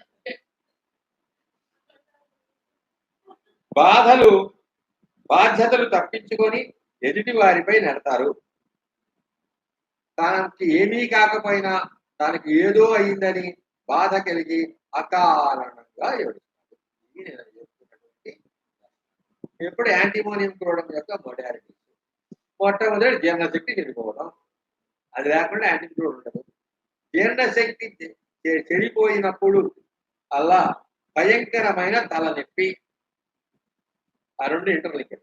జీర్ణశక్తి చెడిపోయింది అంటే యాంటీమోనియం చూడడం వాడికి తలనొప్పి ఖచ్చితంగా వస్తుంది. తలనొప్పి రాబోయే ముందు 2-3 రోజుల ముందు నుంచి జీర్ణశక్తి చెడి, ఆకలి తగ్గి, కడుపు నొప్పి, విరోచనాలు అవుతాయి. జ్వరం పెద్దగా ఎక్కువ ఉండదు. యాంటీమోనియం చూడడం వాడికి 104-105 రాదు. జ్వరం ఎక్కువ ఉండదు. అయితే నార్మల్కి రాదు. 4 రోజుల పాటు 99 డిగ్రీలు 100 డిగ్రీల ఫారెన్హీట్ మధ్య లింగరింగ్ అటు ఇటు తిరుగుతూ ఉంటుంది. కానీ నార్మల్కి రాదు. టెంపరేచర్ మాత్రం హై ఫీవర్ రాదు. ఇది యాంటీమోనియం చూడడంలో ఉండేటువంటి ప్రత్యేక లక్షణం. అంటే ఎవరైనా పేషెంట్కి కనుక టెంపరేచర్ 99-100 మధ్య అట్లాగే 4-5 రోజులు బట్టి ఉంటే చాలా మంది ఏం చేస్తారు, అదే బదులే తినేరా అంటారు. యాంటీమోనియం చూడడం. యాంటీమోనియం చూడడం కనుక వేస్తే నార్మల్కి వస్తుంది. లేకపోతే ఇంకో డ్రగ్ ఏం వేస్తామంటే సల్ఫర్ వేస్తాం. సల్ఫర్ కానీ చైనా కానీ వేసినప్పుడు నార్మల్ కండిషన్ సహజంగా వస్తుంది. ఇంకొకటి కూడా ఉంది. ఏంటది చెప్పగలగాలి. లైకోపోడియం. ఇలాగా లాంగ్ స్టాండింగ్ ఫ్లేవర్స్ లో నార్మల్కి రాకుండా 100.4 అక్కడికి వచ్చి ఆగిపోతున్నప్పుడు మనం ఆలోచించవలసిన మందుల్లో చైనా ఒకటి, సల్ఫర్ ఒకటి,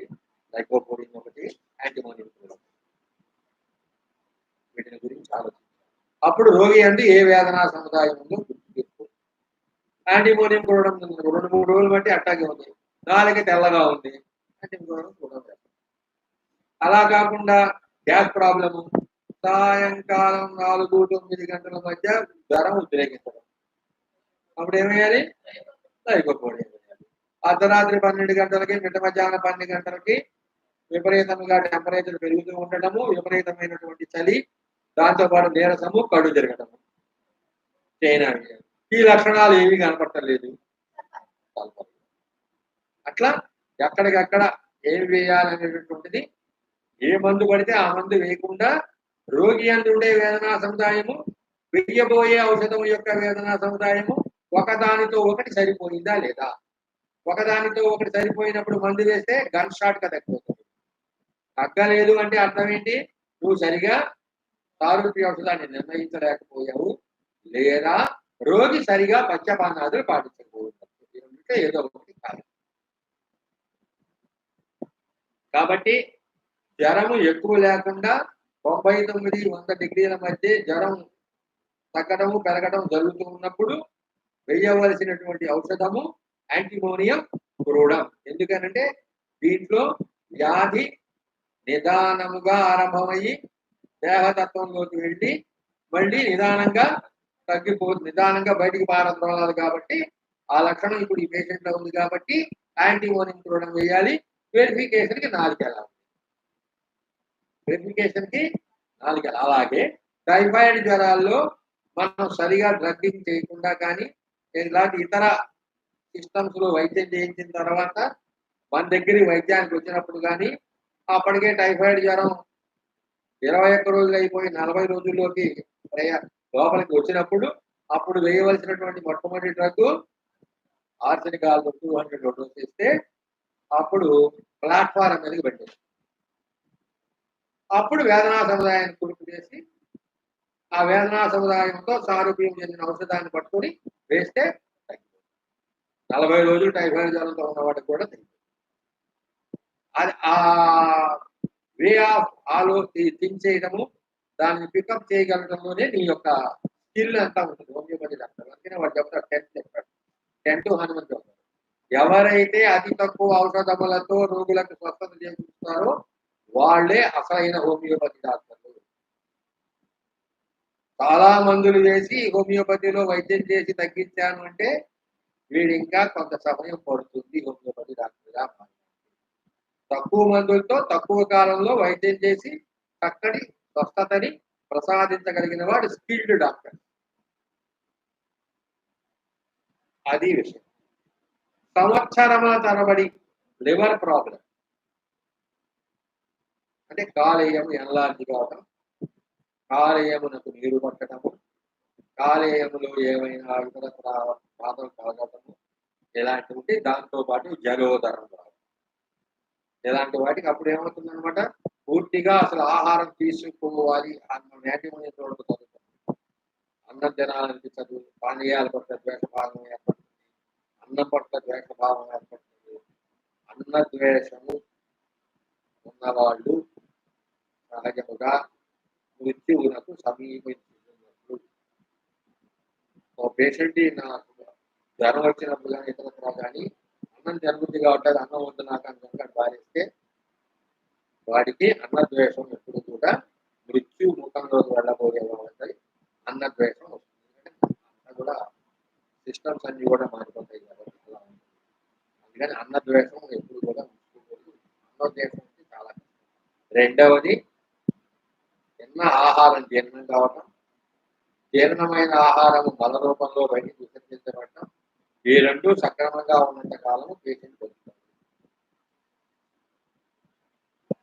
ఆకలి ఉండటం, తినటం, తిన్నది జీర్ణం కావటం, జీర్ణమైనది సకాలంలో మళ్ళీ విసర్జించబడటం అనేటటువంటి ఈ రెండు గనక సక్రమంగా intake input output, input output రెండు కనుక ఉన్నప్పుడు లోపల తీసుకోవడం బయటకు వెళ్ళడం సక్రమంగా జీర్ణమై, అంతేగాని మళ్ళీ మోసం ద్వారా కాదు, జీర్ణమై సక్రమంగా కనుక విసర్జించబడుతుంటే ఇంకా వాడికి జీవించే యోగ్యత ఉన్నది. నాలక పాలవలే తెల్లగా కప్పు వేసి ఉండుట. ఆహారము అన్నతో ద్వేషము. ఆహారము చూసిన, ఆహారం తిందామని ఆలోచన వచ్చిన వాంతి అగుట. రక్త క్షీణత అంటే ఎనీమియా. పాలిపోవుట, చిక్కిపోవుట. తర్వాత పెద్ద మనిషి అయ్యే టైంకి అటు ఇటుగా ఈ లక్షణాలు ఉంటాయి. ఆడపిల్లలు ఫస్ట్ టైం ప్యూబర్టీ ఆన్సెట్ కాబోయే ముందు రక్త క్షీణత వస్తుంది, పాలిపోతారు. దేహం యొక్క నిర్మాణమునందు కొత్త కొత్త ఏర్పాట్లు రాబోతున్నాయి. దానివల్ల బ్లడ్ అంతా కూడా డిస్ట్రిబ్యూట్ అయిపోతుంది. కాబట్టి ఆ కారణాల వల్ల కానీ ఇతరత్ర కారణాల వల్ల కానీ రక్త క్షీణత, పాలిపోవడం, చిక్కిపోవడం అనే లక్షణాలు ఏర్పడతాయి. అప్పుడు మనం వయస్సు ఎంత అంటే 12 ఏళ్ళు అంటే ఆ తలలో త్వరలో చిమ్మిలు పెట్టి సిద్ధం చేసుకోవడం చెప్పి. ఇట్లా ఉండేటటువంటి వాటికి యాంటీమోనియం చూడడంతో పాటు ఉపయోగపడే 2 మందులు ఉన్నాయి. ఎనీమియా అంటే రక్తహీనత. ఉపయోగపడే మంది ఏంటి? Phosphorus, acid. మాటి మాటికి తెలివి తప్పేంత నీరసము, విపరీతమైన నీరసం. మొహం ఎండిపోతుంది, మొహం మీద నీళ్లు చల్లితే లేచి కూర్చుంటాడు. ఇట్లా 10-15 రోజులు ఉంటుంది. ఆ తరువాత చికాకు, కోపము, చాలా చురుకుగా ఉంటారు. ఇట్లా 10-15 రోజులు. ఈ లక్షణము ఎనీమియాలో ఉన్న వాళ్ళకు ఉంటుంది. ప్యూబర్టీ ఆన్సెట్ కాబోయే ఎనీమియా, ప్యూబర్టీ ఆన్సెట్ రాబోతుంది, పెద్ద మనిషి కాబోతున్నది ఆ ఆడపిల్ల అనుకున్న వాళ్ళలో ఈ లక్షణాలు ఉంటాయి. ఏంటంటే మాటి మాటికి తెలివి తప్పేట నీరసము. ఎందుకంటే అక్కడ మరి యూటిరస్, మరి ఓవరీస్, గైనిక్ సిస్టమ్స్ ఇవన్నీ కూడా రీఅరేంజ్మెంట్ అవుతుంటాయి. కాబట్టి కొంతమందికి అది ఇబ్బంది కలిగించి మాటి మాటికి నీరసం వచ్చి స్పృహ తప్పి పడిపోతుంటారు. అంత మాత్రం చేత కంగారు పడి డాక్టర్ దగ్గరికి వెళ్ళక్కల. వయసు చూసుకో, ప్యూబర్టీ ఆన్సెట్ ఎంగులో చూసుకో అప్పుడు అర్థమవుతుంది. మొహం ఎండిపోతుంది, స్పృహ తప్పి పడిపోతారు కాబట్టి నీళ్లు చల్లితే లేచిపోతుంటారు. ఇట్లా 10-15 రోజులు ఉంటుంది. ఆ తర్వాత చికాకు, కోపము. ప్యూబర్టీ రాబోయే ముందు అందరిలో కూడా ఆడవాళ్ళలో సహజంగా నెలసరి ఎందు ఉంటుంది, రాబోయే ముందు ఉంటుంది. ఈ 2 కామన్ సింటమ్స్. కాబట్టి ప్యూబర్టీ ఆన్సెట్ కాబోయే ముందు కోపము, చికాకుగా ఉండము, చురుకుగా ఉండదు. కోపం ఉందంటే చాలా చురుకుగా ఉంటారు. ఇట్లా 10-15 రోజులు ఉంటుంది. ఇది ప్యూబర్టీ ఆన్సెట్ కాబోయే పాండు రోగుల్లో ఉండేటప్పుడు.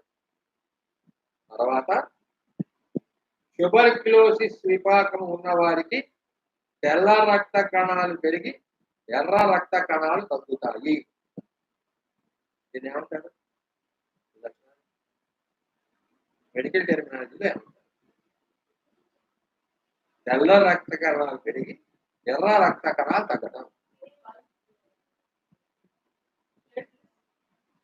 ప్లేట్లు ఇక్కడ వంటింట్లో ఉన్నాయి. ప్లేట్లు బాగానే ఉన్నాయి, ప్లేట్లు లెస్లు లేవు. ఇన్ఫెక్షన్ ఉంది. తెల్ల రక్త కణాలు ఎక్కువ ఉండి ఎర్ర రక్త కణాలు కనుక తక్కువ ఉంటే దేహ అవయవాల్లో హిడెన్ గా ఎక్కడో చెప్పాను ఇంతకుముందు, ఎక్కడో ఇన్ఫెక్షన్ ఉంది. ఆ ఇన్ఫెక్షన్ ఏంటనేది మళ్ళీ స్పెషలిస్ట్ చూసి చెప్తాడు, దానికి వైద్యం చేస్తారు. కాబట్టి ఎప్పుడు కూడా తెల్ల రక్త కణాలు పెరిగి ఎర్ర రక్త కణాలు తగ్గుతున్నాయని సహజముగా షుగర్ పేషెంట్లోను, తర్వాత చాలా కాలముగా వ్యాధులతో బాధపడే వారి యందు ఈ లక్షణాలు ఉంటాయి.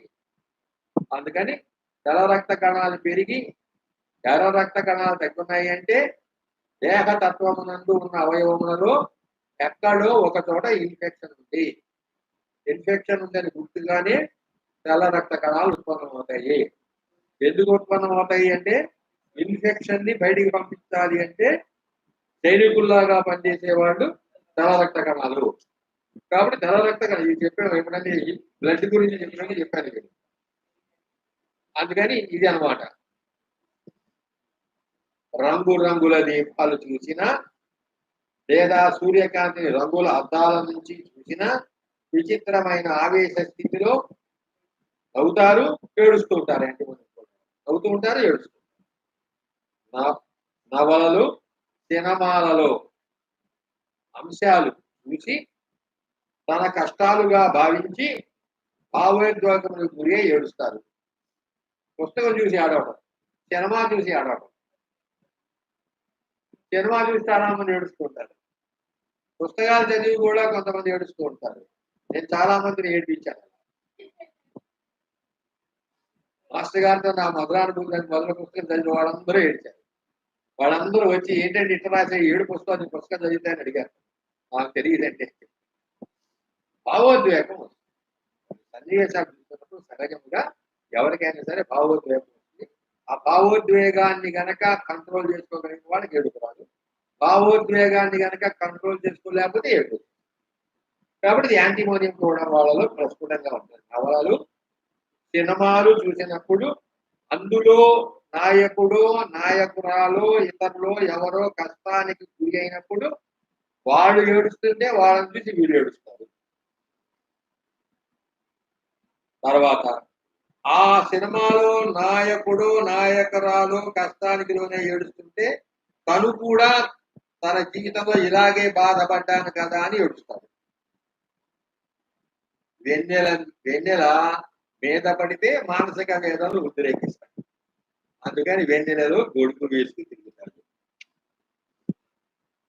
పెళ్లి అయినప్పటి నుండి ప్రేమ కథలు చదువుతున్నా లేక సినిమా చూస్తున్నా తాను పెళ్లి చేసుకోక ముందు తన ప్రేయసిని కలవటానికి ఎన్ని పాటలు పడ్డాడో తలుచుకొని యాంటీమోనియం చూడడం వాడు దుఃఖిస్తూ ఉంటాడు. తాను ప్రేమించిన అమ్మాయిని పెళ్లి చేసుకున్నా కూడా ఇలాగే ఏడుస్తాడు. అదొక విచిత్రం. తాను ఏ స్త్రీనైతే చేసుకోవాలని ఇష్టపడ్డాడో ఆ అమ్మాయి తనకి భార్యగా భగవంతుడి దయ వల్ల వచ్చినప్పటికీ కూడా వీడు తను చదువుతున్నది తనకి వర్తింపజేసుకుంటాడు. వర్తింపజేసి తాను కూడా తన భార్యను పెళ్లి చేసుకోబోయే ముందు ఆవిడ కోసం ఇలాగే కష్టపడ్డాను కదా అని ఏడుస్తాడు. కీళ్ల బాధలు వాతావరణమునందు ఏమాత్రము మార్పు కలిగినప్పుడల్లా హెచ్చుతూ ఉంటాయి. వాతావరణం మారిందంటే కీళ్ళనొప్పి. సహజంగా కీళ్ళనొప్పులు చలిగాలి వచ్చినప్పుడు కీళ్ళనొప్పులు ఉద్రేకిస్తాయి. చలిగాలి రావక్కర్లా మాకు. వాతావరణంలో మార్పు వచ్చిందంటే జాయింట్ పెయిన్ అవుతుంది. వాతావరణం తడిగా తేమగా ఉన్నప్పుడు తప్పనిసరిగా హెచ్చుగా ఉంటాయి. మిగతా వాటిలో కూడా వస్తాయి. పై బాధలు ఎండగా ఉన్నా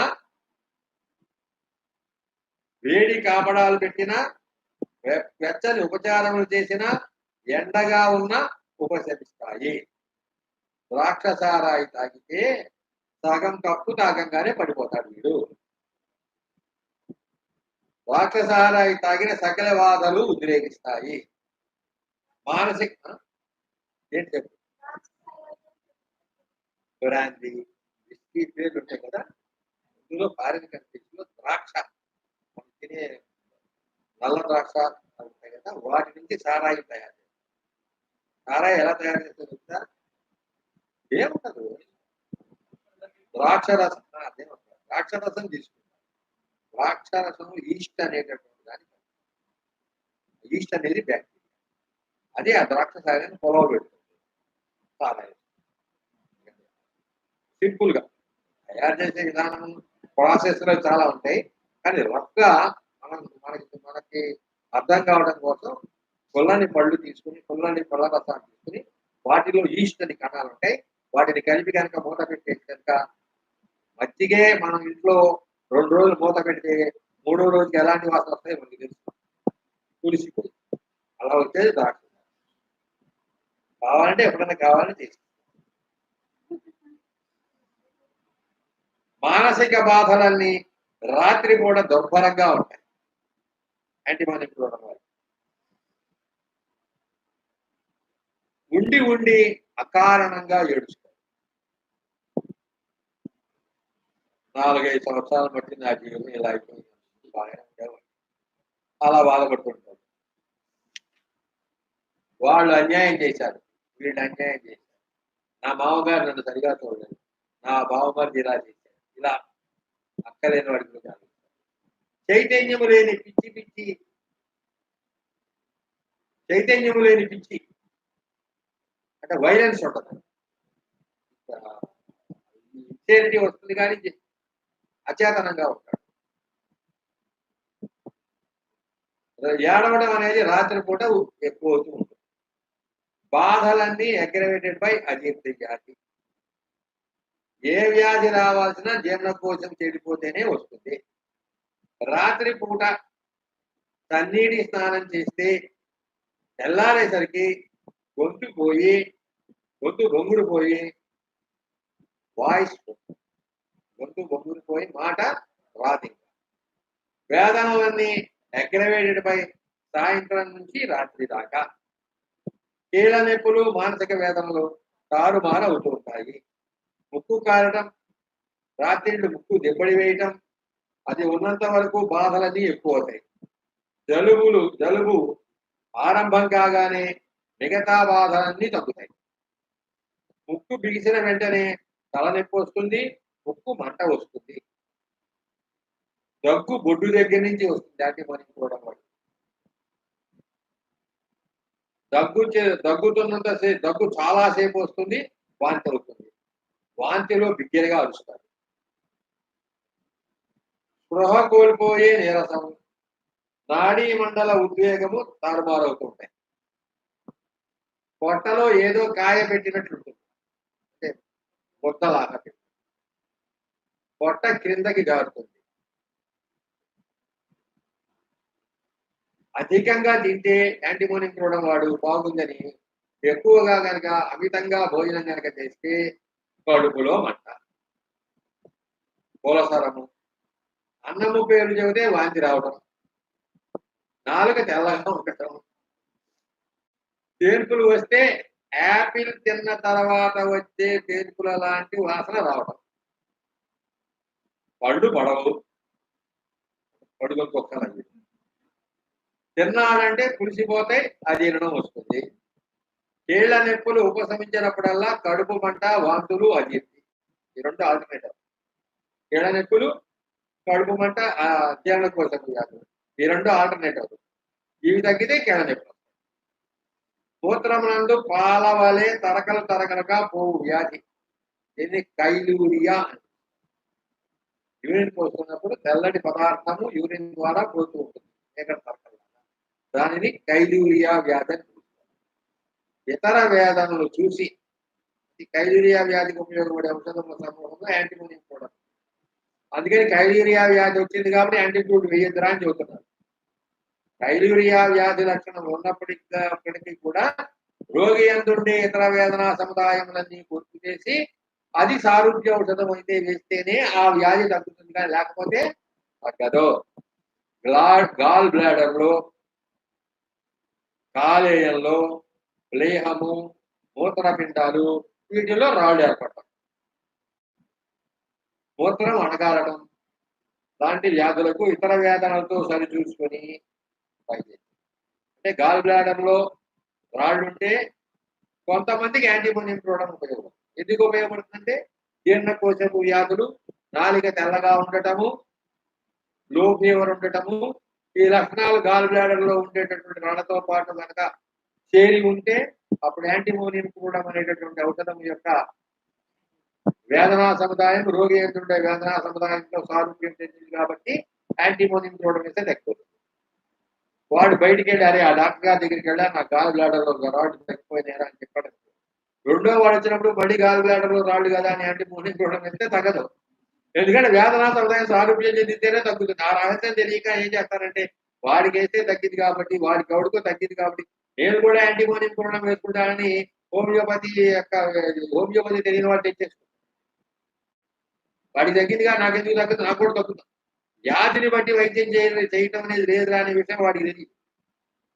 అందుకని వ్యాధిని బట్టి వైద్యం ఉండదు, రోగిని బట్టి వైద్యం ఉంటుందని గుర్తుపెట్టుకోవాలి. పిప్పిగోళ్ళు, ఆనెలు వచ్చినట్లయితే అరిచేతుల్లోనూ వేళ్ల మీద కాయలు ఉంచి నొప్పి పుడుతుంటాను. కాలి మడం నిద్ర లేవంగానే, పొద్దున్నే లేవంగానే కాలి మడం విపరీతమైన నొప్పి ఉండటం మన యాంటీమోనియం చూడడంలో ఉండేటటువంటి ఇచ్చారు. అయితే ఆ ఒక్క లక్షణం మీద ఆధారపడి వేయకూడదు. మిగతా వేదనా సముదాయం కూడా చూసి వేయాలి. యాంటిమోనియం చూడడానికి అజాత శత్రువు.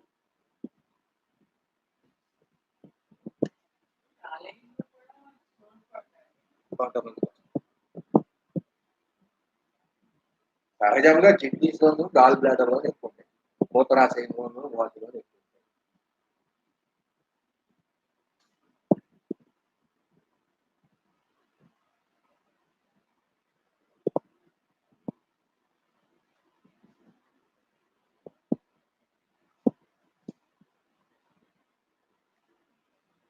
ఇక రిలేషన్షిప్ విత్ అదర్ డ్రగ్స్ కూడా చూద్దాం.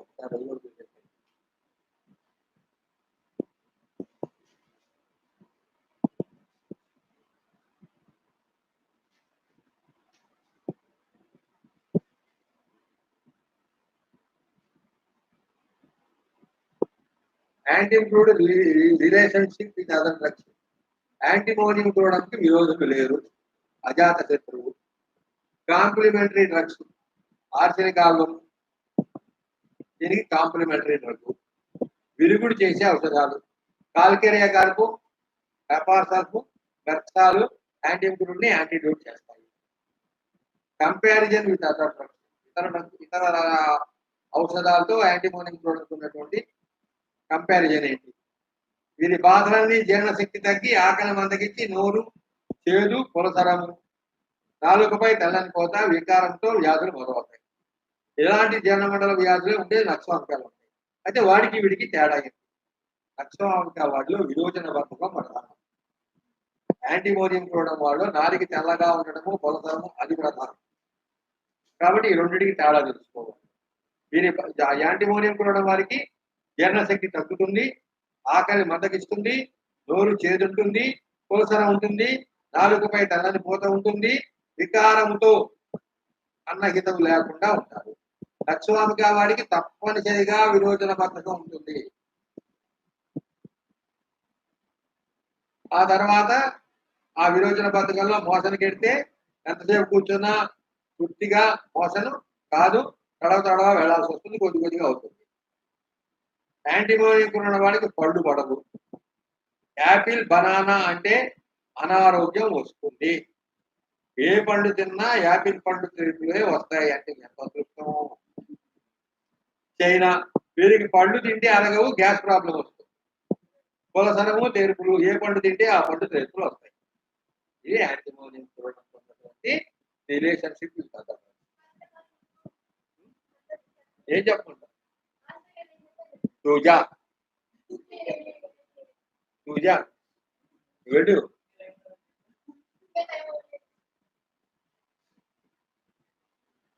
కాబట్టి ఇప్పుడు నువ్వు వెళ్ళిపో అనే మందు చివరికి వచ్చేస్తున్నాం కదా అందుకని.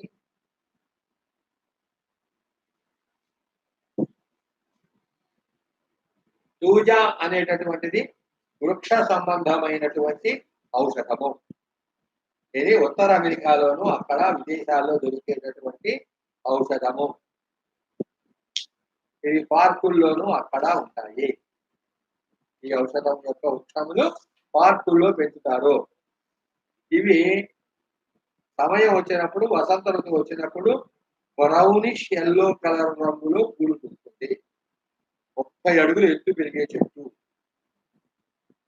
దీని నుంచి ఔషధం రావడం అనేది ప్రకృతి మనకిచ్చినటువంటి ఒక వరము. దీని నుంచి ఔషధాన్ని ఎలా కనిపెట్టారు అంటే దీనికి ఒక సన్నివేశాన్ని సృష్టించింది ప్రకృతి. ఒకసారి ఒక చర్చి ఫాదర్, ఆయనకి ఎలాంటి దురలవాట్లు లేవు, కానీ అతని యొక్క పురుషాంగం పైన బొబ్బలు వచ్చి, నీటి బొబ్బలు వచ్చి తీవ్రమైన మంట పోతూ రావడం మొదలైంది. హానిమన్ దగ్గరికి వెళ్ళి మందడిగి అప్పటికి ఆ లక్షణాలు కలిగినటువంటి ఔషధం నిరూపించబడలేదు. కాబట్టి హానిమన్ ఏం చెప్పాడంటే 4-5 రోజుల తర్వాత రండి సార్, నేను ఈ లోపల మందు తయారు చేస్తున్నానని చెప్పి పంపించాను. ఈ ఫాదర్ ఏం చేశాడంటే ఈ బాధని తట్టుకోలేక పార్కుకి వెళ్ళి అటు ఇటు పంచాయతీ చేస్తూ అక్కడ ఉన్నటువంటి ఒక చెట్టు యొక్క ఆకులు, లేత ఆకులు నోట్లో పెట్టుకుని నవిలి మింగాడు. 2-3 రోజులు అయ్యేసరికి వాడి మర్మావయం మీద ఏర్పడినటువంటి గుడ్డు కాస్త తగ్గిపోయింది. ఆశ్చర్యకరంగా. ఎందుకు తగ్గినాయి అని వాడు ఆలోచించాడు. మనం రోజున పార్కులో ఆ రోజున తిన్న ఆకుల రసం వల్ల తగ్గి ఉంటుందని వాడు ఊహించుకొని హానిమన్ దగ్గరికెళ్ళి చెప్తాడు. ఇంకా నాకు మందక్కర్లేదండి, తగ్గిపోయినాయి అని. అప్పుడు హానిమన్ అడుగుతాడు. ఎట్లా తగ్గినాయి? ఎందుకు తగ్గినాయి? అంటే అప్పుడు వాడు చెబుతాడు. ఇట్లా నేను వెళ్ళాను పార్కులో, మీరు మందు 4 రోజుల తర్వాత రమ్మన్నారు కదా! పార్కులోకి వెళ్ళాను. పార్కులోకి వెళ్ళినప్పుడు అక్కడ తిరుగుతూ ఉంటే అక్కడ ఒక చెట్టు ఉంది. ఆ చెట్టు యొక్క లేత ఆకులు ఊరికే అటు ఇటు తిరుగుతుంటే 2 ఆకులు నోట్లో నమిలి మింగేశాను. రసాన్ని మింగేశాను. ఆ తర్వాత 2, 3 రోజులు తమాషాగా ఇది తగ్గిపోయిందన్నాడు. అప్పుడు హానిమన్ ఆ చెట్టుని చూపించమని దగ్గరికొచ్చి ఆ చెట్టుని చూపిస్తే ఆ చెట్టు యొక్క కాడలు, ఆకులు వాటి నుంచి రసం తీసి దానిని సూక్ష్మీకరించి వీడికి ఆ ఆకు తినటం వల్ల ఫాదర్‌కి ఆ వ్యాధి పోయింది కాబట్టి తూజా అంది కాబట్టి ఈ మందుకి తూజా అని నామకరణం చేశారు. అంటే ప్రకృతిలో అన్నీ కూడా యాక్సిడెంటల్‌గా ఇలాగే జరుగుతాయి. అది ప్రకృతి మనకిస్తున్నటువంటి ఒకానొక వరం. అలా జరిగింది కాబట్టి నా వల్లే ఇవన్నీ జరుగుతున్నాయి అనుకోవడం అవివేకం. ప్రకృతి మనల్ని తన బిడ్డల్ని కాపాడుకోవాలి కాబట్టి ఇలాంటి సన్నివేశాలు ఆర్నిక తయారు చేయటప్పుడు ఎలా ఒక సన్నివేశాన్ని కల్పించిందో అట్లాగే పూజ రావడానికి కూడా ఒక సన్నివేశాన్ని ప్రకృతి కల్పించింది. ఇది దీని కథ. పూజ చాలా లోతుగా పనిచేసే ఔషధము. దీర్ఘకాలము long acting, deep acting, anti sycotic drug. Long acting, deep acting, anti sycotic drug మరియు యాంటీ సైకోటిక్ డ్రగ్స్ లో ఇది రాజుగారు. వీళ్ళందరూ రాజులు కదా. King of anti sycotic drugs is పూజ.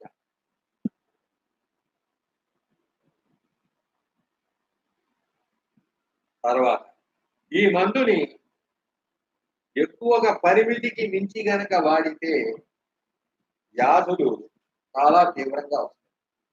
ఎందుకనంటే a long acting, deep acting drug అయినా సరే పరిమితిని మించి గనక వాడితే ఆ ఔషధము దేహ తత్వములోనికి లోతుగా చొచ్చుకుపోయి చాలా కాలం స్థిరపడి పనిచేస్తూ ఉంటుంది కాబట్టి ఆ ఔషధమును పుట్టించేటటువంటి వేదనలు నీ యందు ఉండిపోతాయి.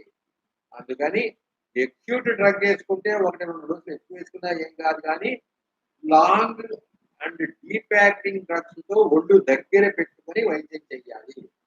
లైకోపోడియం గురించి చెబితే ఇదే చెప్పాడు. లైకోపోడియం కనుక హయ్యర్ పొటెన్సీలో 2-3 డోసులు కనుక వేస్తే వాడు చనిపోయేదాకా ఆ లైకోపోడియం లక్షణాలు అతని యందు అలాగే ఉంటాయి అని చెప్పారు. Still he goes to grave. అంటే వాడు చచ్చిపోయి వాడిని సమాధి చేసేదాకా కూడా ఆ లైకోపోడియం లక్షణాలు వాళ్ళు అలాగే ఉండిపోతాయి, జాగ్రత్త అనుకుంటారు. అందుకని deep acting, long acting drugs తెలిసి గాని తెలియక గాని ఇష్టం వచ్చినట్టు వాడకూడదు.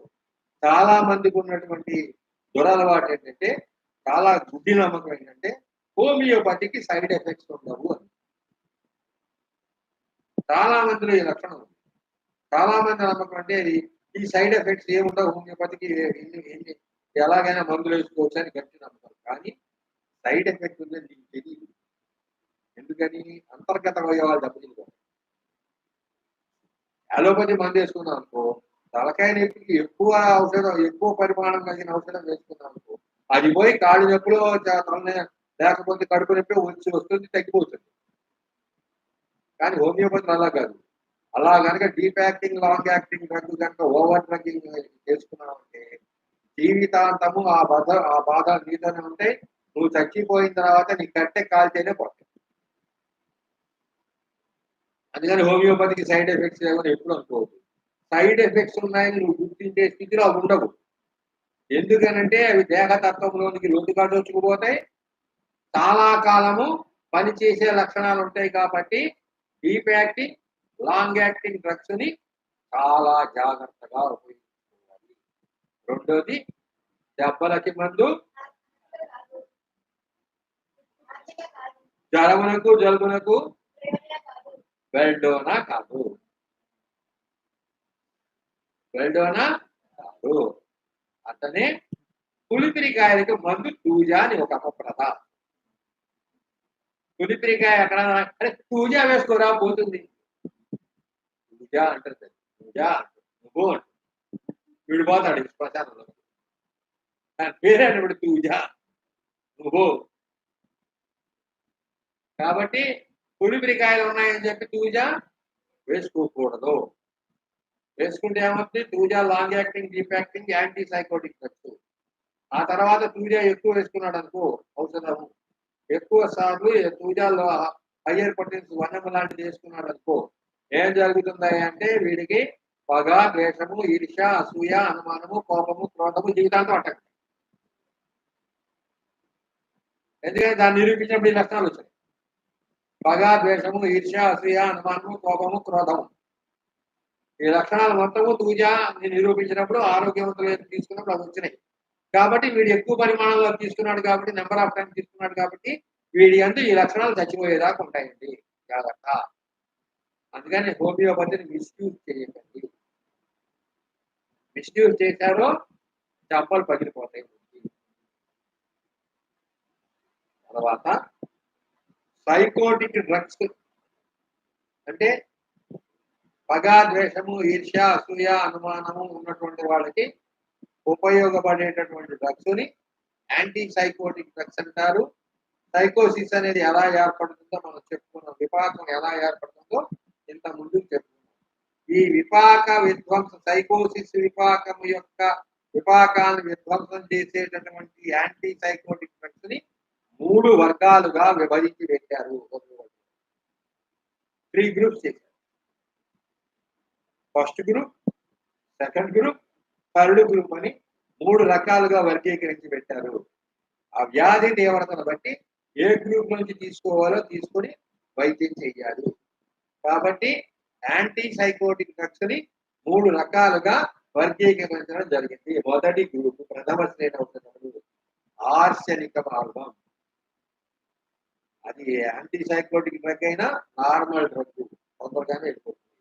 Arsenic iodium, lycopodium, mezereum, natrum sul, natrum mur, pyrogenium, sepia, tuberculinum, silicea, సోరినం.